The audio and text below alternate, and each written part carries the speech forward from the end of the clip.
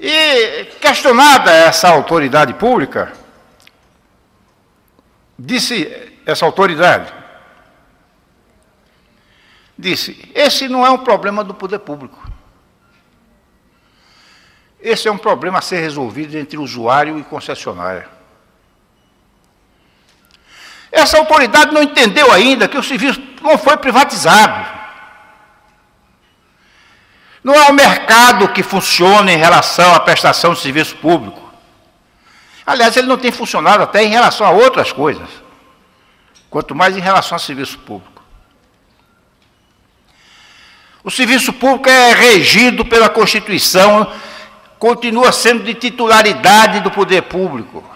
E o que é que significa essa titularidade que permanece no poder público? O poder público é corresponsável pela prestação do serviço. Ele não pode pura e simplesmente dizer assim, o serviço público não é mais público. O serviço público de agora por diante é privado. E eu vou ficar de lado. Talvez até, no máximo, defendendo a posição de que me cabe defender o usuário de serviço público como consumidor que é. Há quem diga até que o usuário é cliente.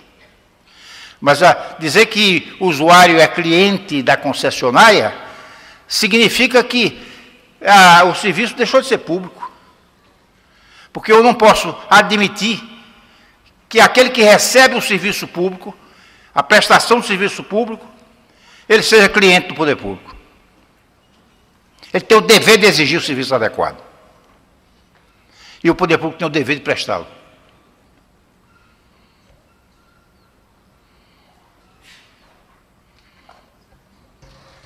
Então, desculpe, tem que ir para frente. Então, nós temos aqui, nitidamente na Constituição Federal, a diferença entre titularidade e exercício. Quem passa a exercer o serviço público é a concessionária.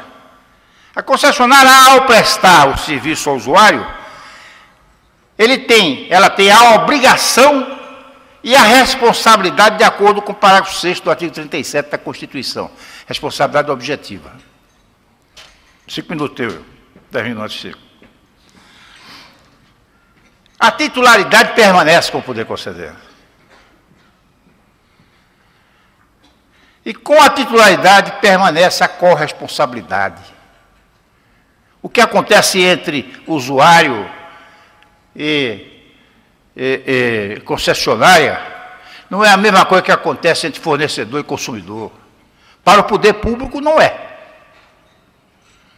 Porque o poder público faz parte indiretamente dessa relação. Ele mantém a titularidade e mantém a corresponsabilidade. Se a concessionária não cumpre adequadamente suas obrigações, há a responsabilidade da concessionária, mas há também do poder público, que continua titulado do serviço público. Porque o serviço público, repito, o serviço público continua público. O que foi privatizado foi o exercício do serviço.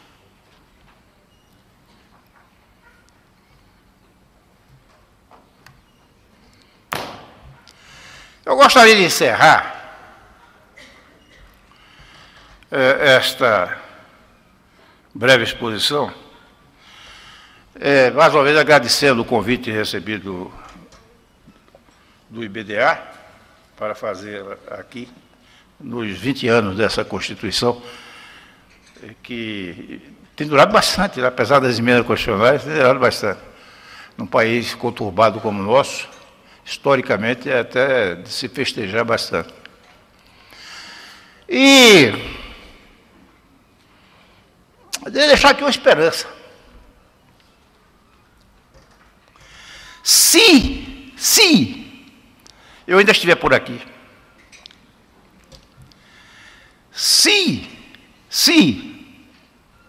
eu for convidado para o 32º Congresso Brasileiro de Direito Administrativo, para festejar os 30 anos da Constituição Federal.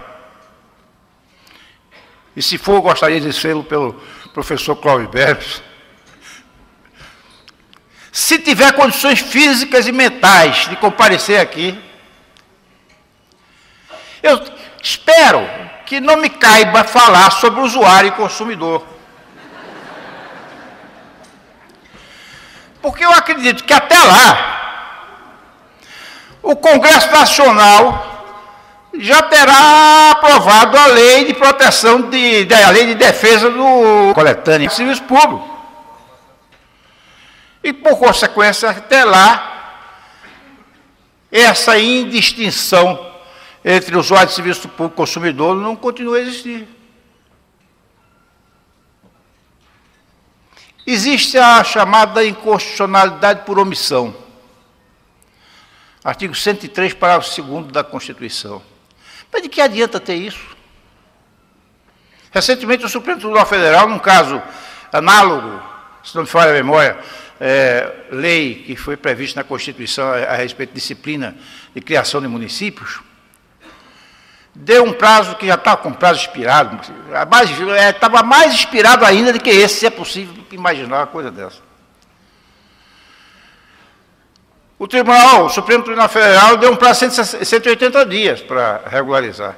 Agora eu pergunto, se o Supremo Tribunal Federal der um prazo nesse caso para o Congresso regularizar a situação, o que é que irá acontecer se o Congresso não regularizar a situação? Adianta dar 180 dias? Não. A questão é de vontade, não é? É questão de vontade política. Bom, de qualquer forma, eu agradeço mais uma vez estar aqui e espero que, dentro de 10 anos, mesmo que eu esteja em plena forma física, que eu não esteja aqui falando sobre o usuário e consumidor. Obrigado.